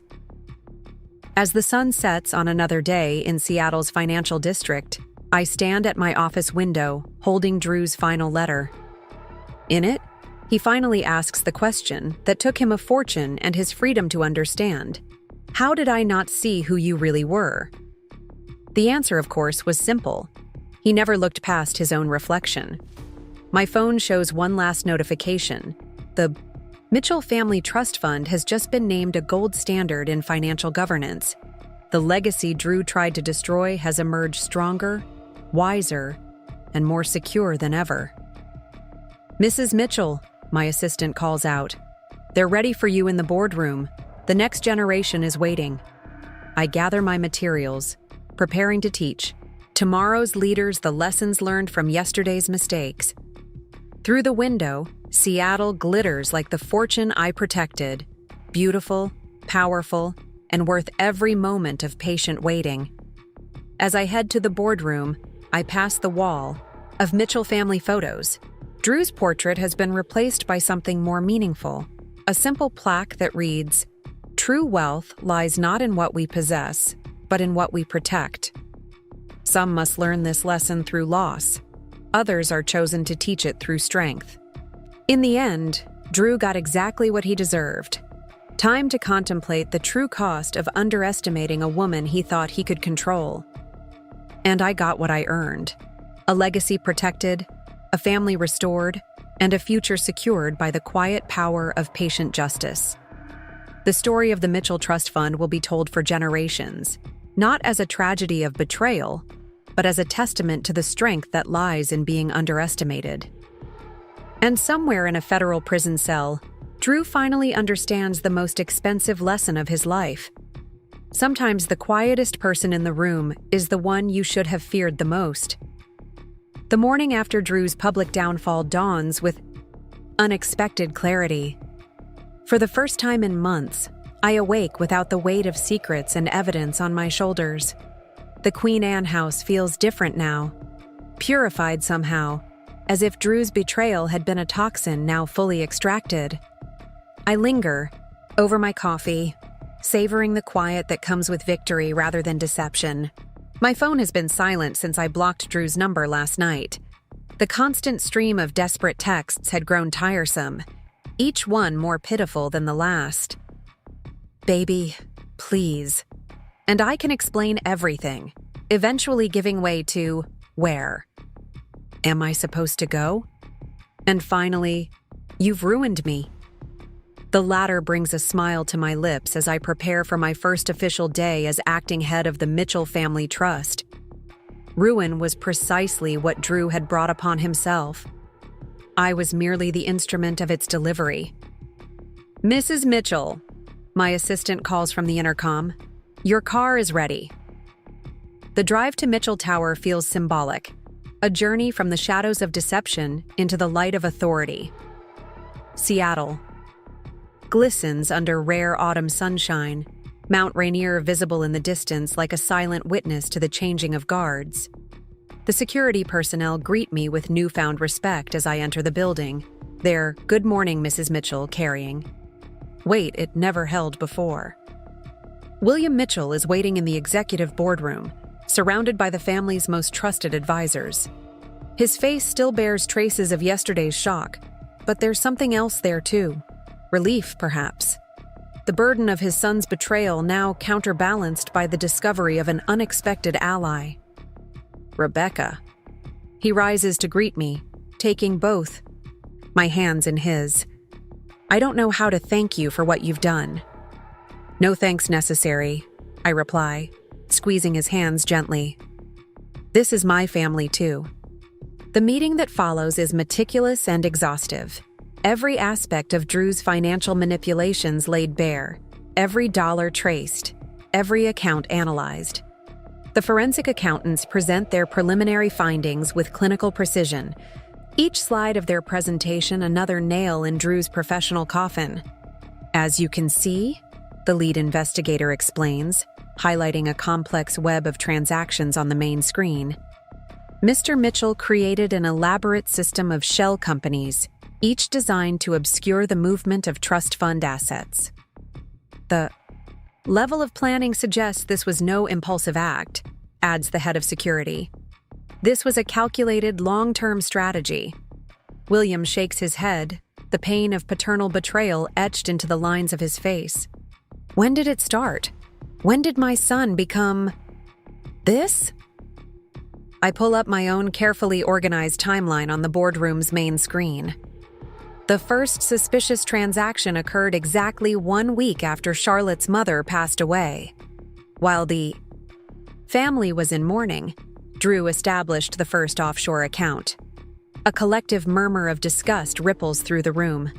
Even in Seattle's most elite financial circles, exploiting family grief for personal gain crosses an unforgivable line.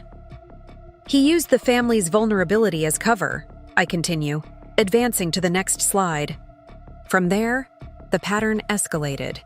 Each family crisis or celebration providing opportunity for another layer of theft. The family's longtime attorney, Gregory Pierce, removes his glasses with a heavy sigh. "I've known Drew since he was a child. How could I have missed this?" "Because he was counting on your trust," I reply gently, just as he counted on mine. The remainder of the morning is devoted to containment and recovery, establishing new security protocols, revoking Drew's access to remaining accounts, and preparing statements for clients and partners. By noon, the Mitchell family's financial kingdom has been fortified against any further attempts at infiltration. As we break for lunch, my phone lights up with a notification. The inevitable media coverage has begun. The Seattle Times headline reads simply, "Mitchell family trust in turmoil. Heir accused of embezzlement." William glances at my screen, his expression grim. It was only a matter of time. The financial community is like a small town. Rumors travel fast. "We've prepared for this," I assure him, showing him the pre-drafted statement our crisis management team has developed. "Transparency about the discovery and swift action to protect clients will minimize damage." "You've thought of everything, haven't you?" he marvels, studying the document. "Not everything," I admit, "but enough." The afternoon brings the first of many legal proceedings. Judge Reynolds has expedited the trust fund injunction hearing, moving it from next week to today in light of the evidence. Drew appears with a hastily secured attorney, not the high-powered counsel he would have chosen under better circumstances, but the only one willing to take on his case at short notice. The contrast between our preparations couldn't be more stark. While Drew looks disheveled and unprepared, I arrive with 3 binders of meticulously organized evidence, each document color-coded and cross-referenced. Michelle and Sophia flank me like generals at a war council, our strategy mapped out to the finest detail. All rise. the bailiff announces as Judge Reynolds enters her chambers. The proceedings that follow are remarkably brief, the evidence so overwhelming that even Drew's attorney struggles to mount any significant defense. "Your Honor," he argues weakly, "my client acknowledges some accounting irregularities, but maintains these were authorized reallocations, not misappropriations."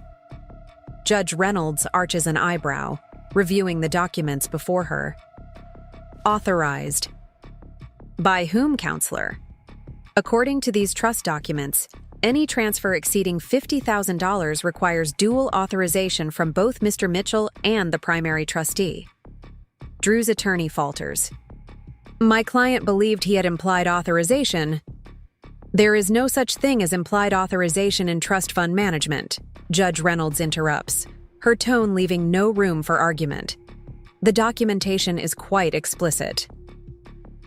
When my turn comes to address the court, I speak with quiet confidence, letting the evidence rather than emotion drive my testimony.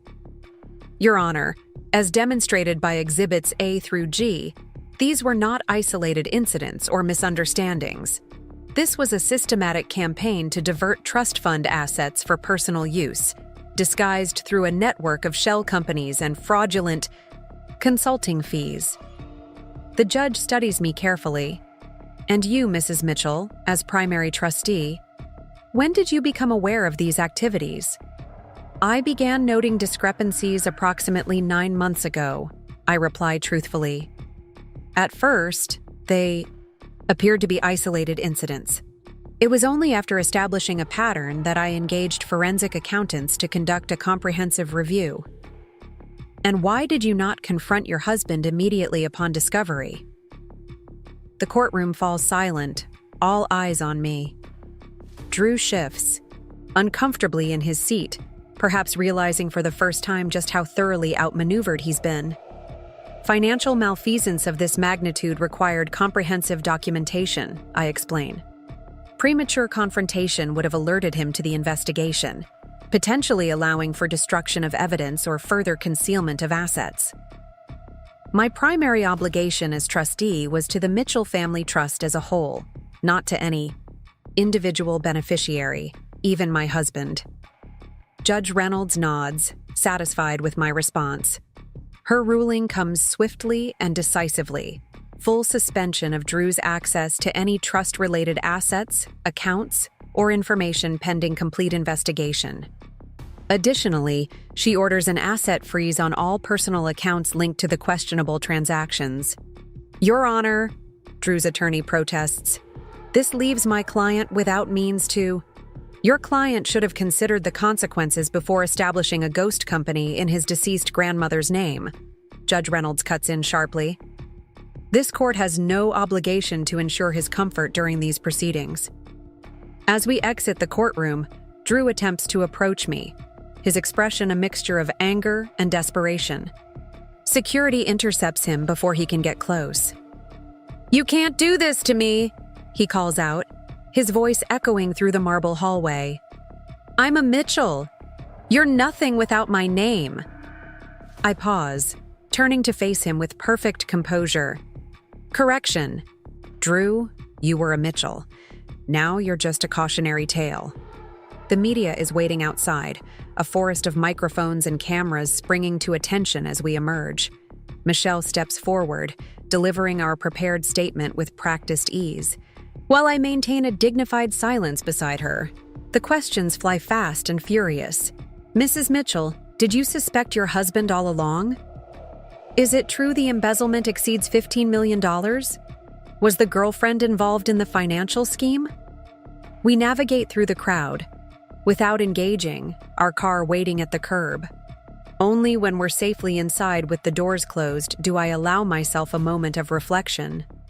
"That went well," Sophia observes, reviewing notes on her tablet. Judge Reynolds' ruling was even more comprehensive than we anticipated. "It's only the beginning," I remind her. "Today was about stopping the bleeding. Tomorrow we start rebuilding." Back at Mitchell Tower, Charlotte is waiting in my new office, a tea service already arranged on the conference table. Her eyes are red-rimmed but dry, the initial shock now replaced by resolve. "I watched the hearing on the closed-circuit feed," she says as I join her. "You were magnificent."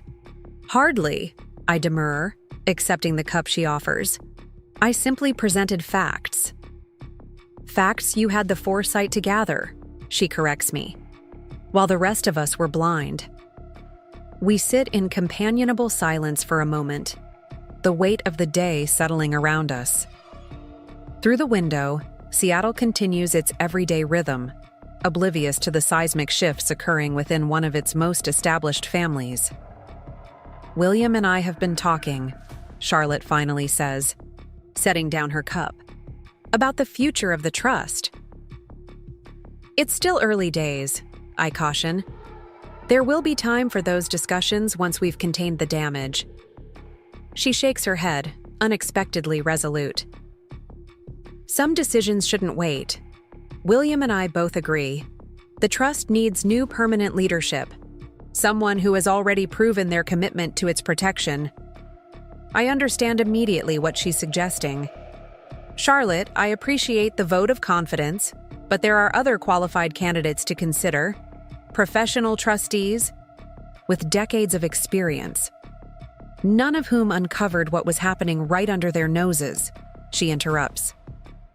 "None of whom had the courage to gather evidence against their own husband to protect a legacy that wasn't even theirs by birth."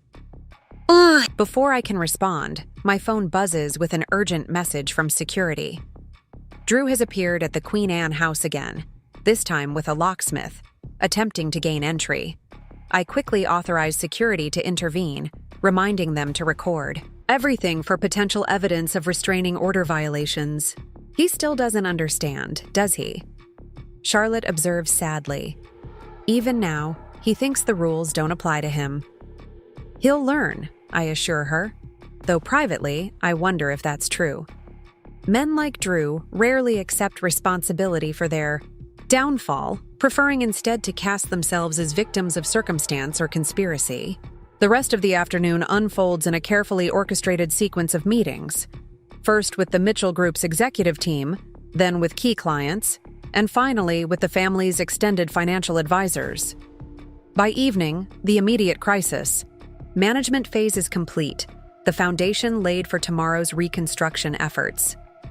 As I prepare to leave for the day, William appears in my doorway, looking exhausted but determined. "A moment of your time?" He closes the door behind him, taking a seat across from my desk with the careful movements of a man feeling every year of his age. "I spoke with the federal investigators today. They've found evidence suggesting Drew's financial misconduct extends beyond the trust." "The children's education accounts," I nod. "We've already identified those transactions." "No, something else. Something worse."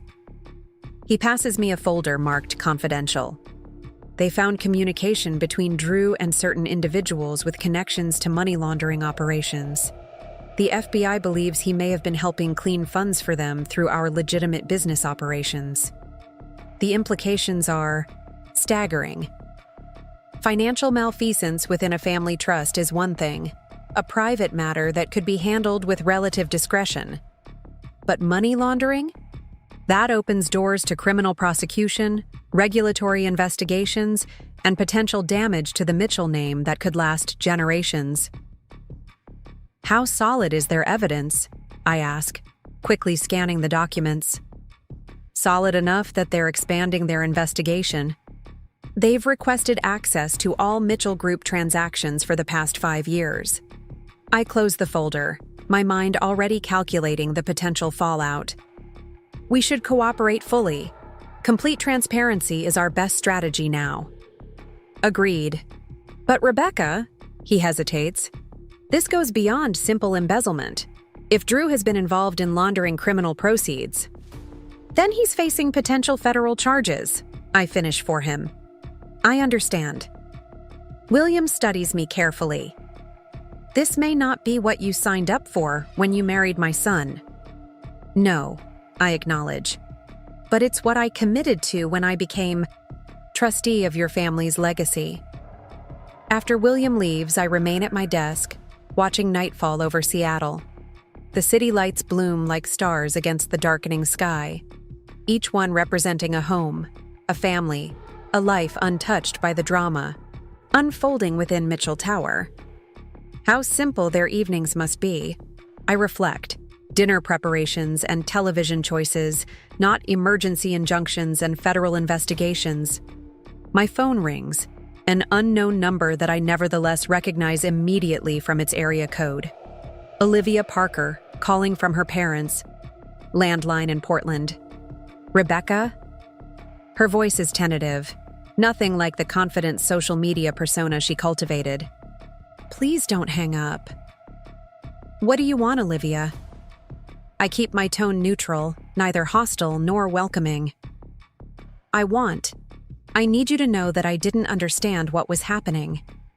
Drew told me the money came from his personal accounts, that everything was legitimate.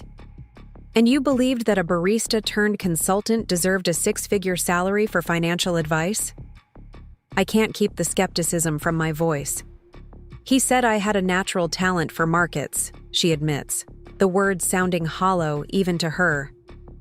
That I brought a fresh perspective the stodgy financial world needed. How convenient for him. She's quiet for armament. The federal agents took my computer and my phone. They said they might want me to testify. Now we reach the real purpose of her call. And you want to know if I can help you. I'm not asking for immunity or anything like that, she hurries to clarify. Just, maybe you could tell them I was manipulated? That I didn't know where the money was really coming from? I consider her request, weighing justice against pragmatism. Olivia is in many ways just another of Drew's victims, albeit one who benefited materially from her manipulation. I won't lie for you, I tell her finally. But I will confirm that Drew had a pattern of concealing financial information from those closest to him. The rest is between you and the investigators. Thank you, she whispers. I'm sorry, Rebecca, for everything. After we disconnect, I sit with the conversation, turning it over in my mind. Olivia's apology felt sincere, the desperate contrition of someone suddenly confronting the consequences of choices they didn't fully understand. Drew, by contrast, has shown no remorse, only rage at being caught and indignation at facing consequences. My security feed pings with another alert. Drew has now moved to his parents' condominium, apparently hoping family loyalty will override legal obligations. The footage shows Charlotte turning him away at the door, her body language resolute despite what must be enormous emotional turmoil. I send her a quick text. Stay strong. You're doing the right thing. Her reply comes moments later. It's easier knowing we're not alone in this. As I finally prepare to leave for the night, one last notification appears, an email from Judge Reynolds confirming tomorrow's expanded hearing. The subject line reads simply, Mitchell Trust Fund Emergency Powers Authorization. Tomorrow will bring another battle, another step in securing the Mitchell legacy against the very person who should have been its most dedicated guardian. The irony isn't lost on me that I, once dismissed as merely decorative, have become the family's financial salvation. My car is waiting in the private garage, the driver discreetly silent as we navigate the evening traffic back to Queen Anne. The house, my house now, I remind myself, gleams with welcoming light, the security system recognizing my approach and disarming automatically. Inside, the transformation is already underway.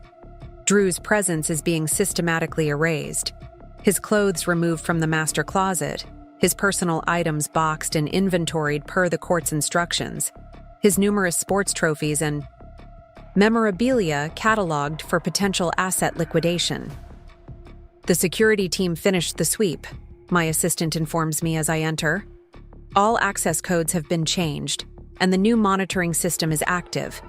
Mr. Mitchell won't be able to enter without triggering multiple alerts. Thank you, Jennifer. You can go home now. It's been a long day for everyone.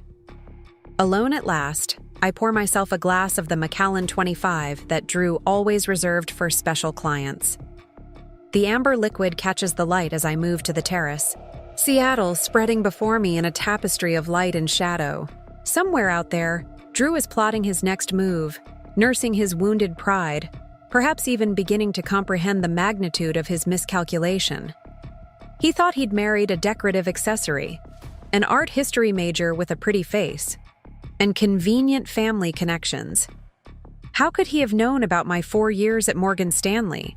My double major in finance? The quiet competence I cultivated while he was building his house of cards? My phone buzzes with another message.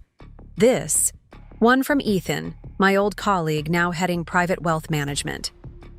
Just saw the news. Call if you need anything. We're all in your corner. I smile, remembering the day Drew dismissed Ethan as one of those tech nerds who got lucky in the market. Another miscalculation in a long series of fatal errors.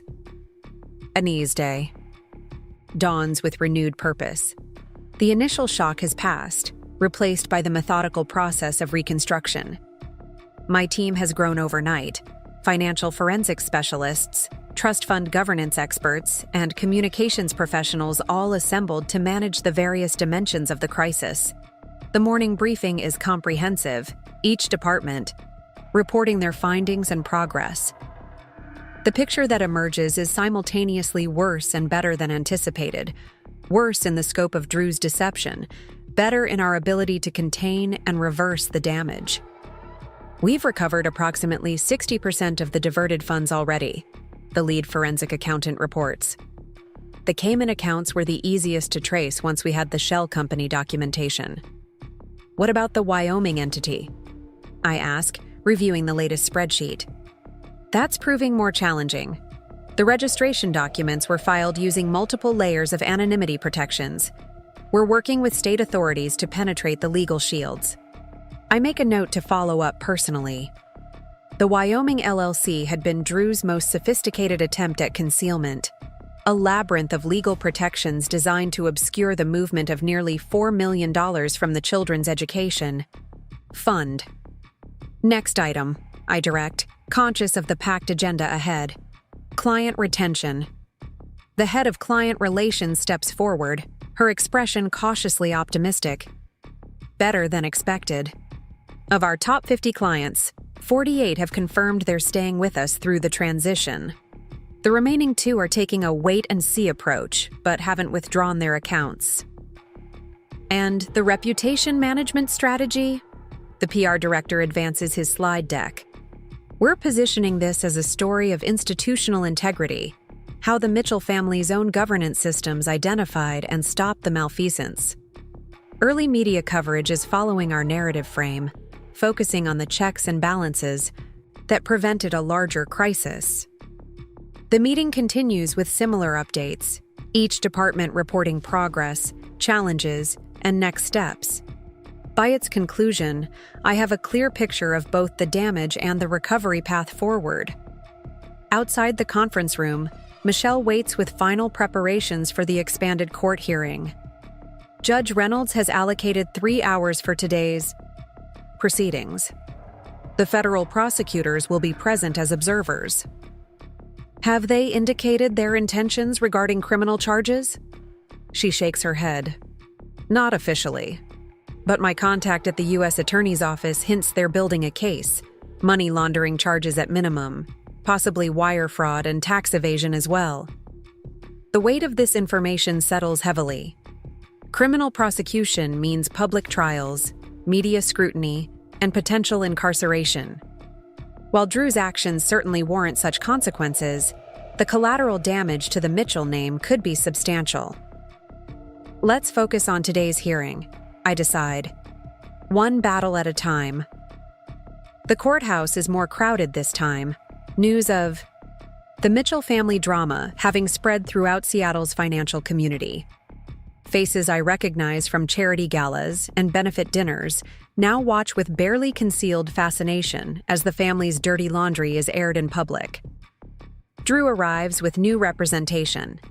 a criminal defense attorney with a reputation for aggressive tactics. The change signals his growing awareness of the jeopardy he faces, no longer limited to civil penalties and family sanctions.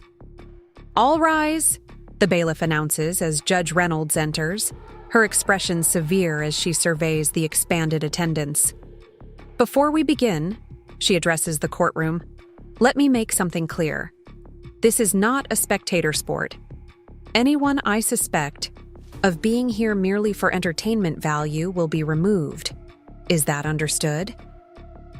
A murmur of acknowledgement ripples through the gallery. "Good. Mrs. Mitchell, are you prepared to present your petition for expanded trustee powers?" I stand, confident in our preparation. "Yes, Your Honor." "And Mr. Mitchell, I see you've changed counsel. Is Mr. Hargrove prepared to represent you in these expanded proceedings?" Drew's new attorney rises. "Yes, Your Honor, though we would request additional time to review the extensive documentation only provided to us yesterday." "Request denied," Judge Reynolds responds without hesitation. "Your client has had ample opportunity to prepare his response. The urgency of this matter outweighs any administrative inconvenience to new counsel. Proceed, Mrs. Mitchell."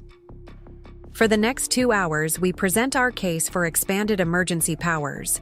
The ability to make unilateral decisions regarding trust fund management without the previously required co-signatures, temporary authority to revoke access for any trustee or beneficiary suspected of improper activity, and expanded oversight of all Mitchell family financial entities.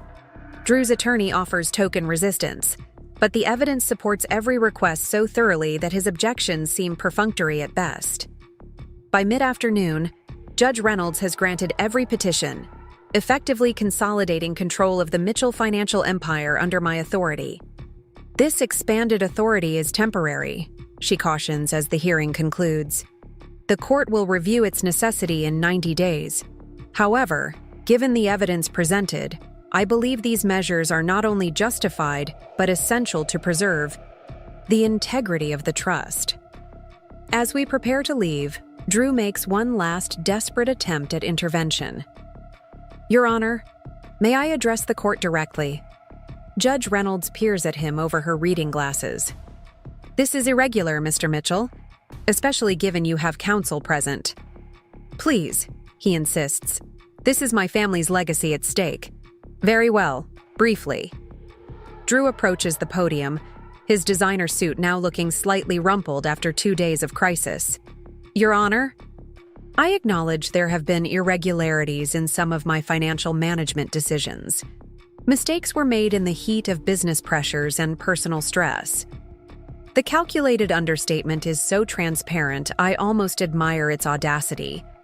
However," he continues, "what's happening here is an overreaction, a temporary situation being used as pretext for a hostile takeover of my family's multi-generational trust. My wife, while intelligent and well-meaning, lacks the financial experience and historical context to manage assets of this complexity." Judge Reynolds glances toward me, eyebrow raised in silent question. "Your Honor," I respond, my voice steady, "Mr. Mitchell appears unaware that before our marriage, I spent 4 years managing portfolios at Morgan Stanley, where I specialized in trust fund governance and inherited wealth management. My art history degree that he often references was actually a double major in art history and financial economics from Princeton." A ripple of surprise passes through the courtroom, followed by a few quickly suppressed chuckles. Drew's expression darkens as he realizes he's undermined his own position. "Furthermore," I continue, "the Mitchell Trust's performance under my preliminary oversight these past 2 days has already shown improvement, with risk exposure reduced by 12% and 3 improperly diverted accounts fully recovered." Judge Reynolds nods, satisfied. "Unless you have substantive objections rather than credential challenges, Mr. Mitchell, this hearing is concluded." Outside the courthouse, the media presence has doubled since Monday, word having spread about the expanded proceedings. Michelle again handles the press statement while I maintain dignified silence at her side. This time, however, I notice A shift in the questions. Less sensationalism about marital drama, more focused inquiry about financial governance and trust fund protection. The narrative is evolving, Sophia observes as we navigate to our waiting car. You're being positioned as a financial reformer rather than a scorned wife. That's significant progress. Let's hope it continues, I reply, watching the press now swarm Drew as he exits the building. His new attorney attempts to shield him from the barrage of questions, but not before several photographers capture his expression of barely contained fury. He's going to make another move, I predict, studying his body language. This defeat was too public, too humiliating. He won't accept it. What do you think he'll try? Michelle asks, reviewing our security protocols on her tablet. Something desperate, something designed to regain narrative control. I consider the options available to a man with Drew's psychology: his need for public admiration, his aversion to accountability, his conviction of his own exceptional status. Have security double-check the Queen Anne house tonight, and alert Judge Reynolds' office that we may need an emergency restraining order. You think he'd violate the existing court orders? Sophia sounds surprised. I think a man who violated his family's trust for years won't suddenly develop respect for judicial boundaries, I correct her.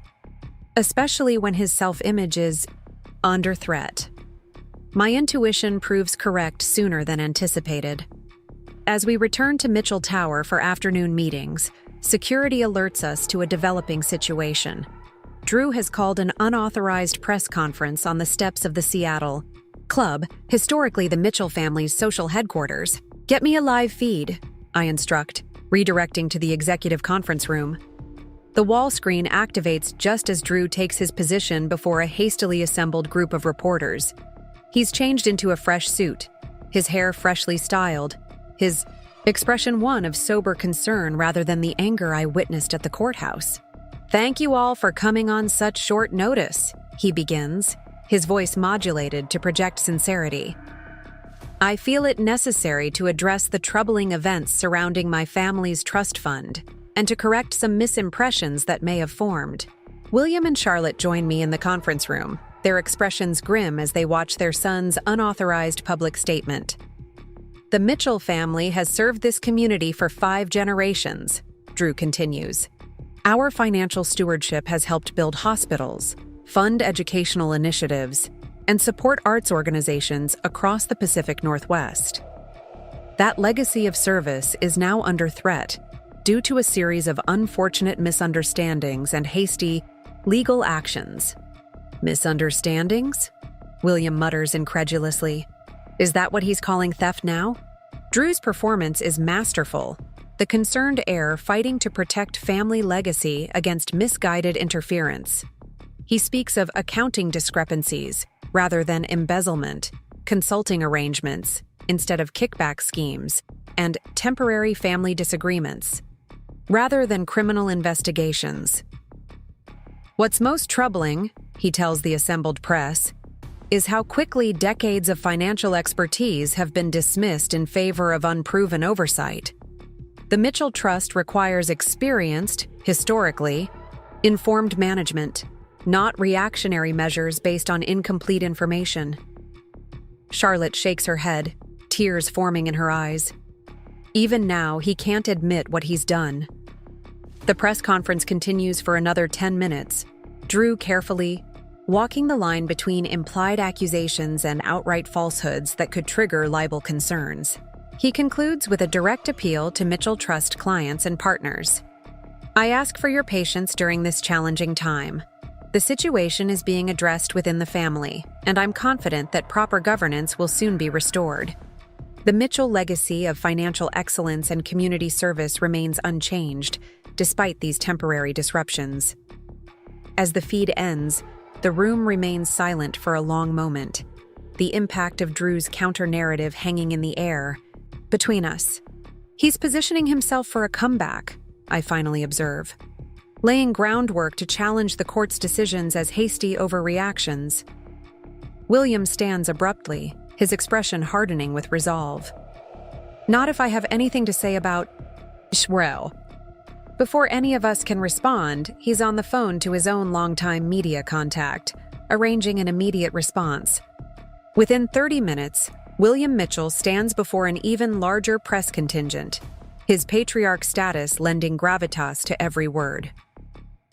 As founder and senior trustee of the Mitchell Family Trust, I feel compelled to address the misleading statements made earlier today, he begins, his voice steady despite the personal pain evident in his eyes.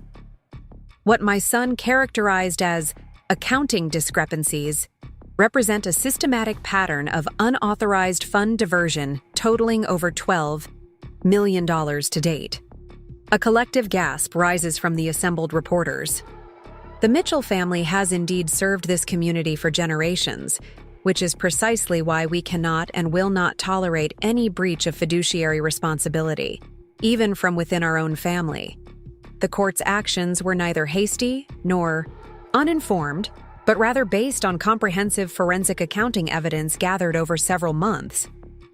William continues, systematically dismantling Drew's narrative with the authority only he could wield. He concludes by introducing me, not as Drew's wife, but as the Trust's acting chief financial officer. Mrs. Rebecca Mitchell's financial expertise and ethical clarity have been instrumental in identifying and addressing these serious violations. The Mitchell family and our Board of Trustees have complete confidence in her leadership during this challenging transition.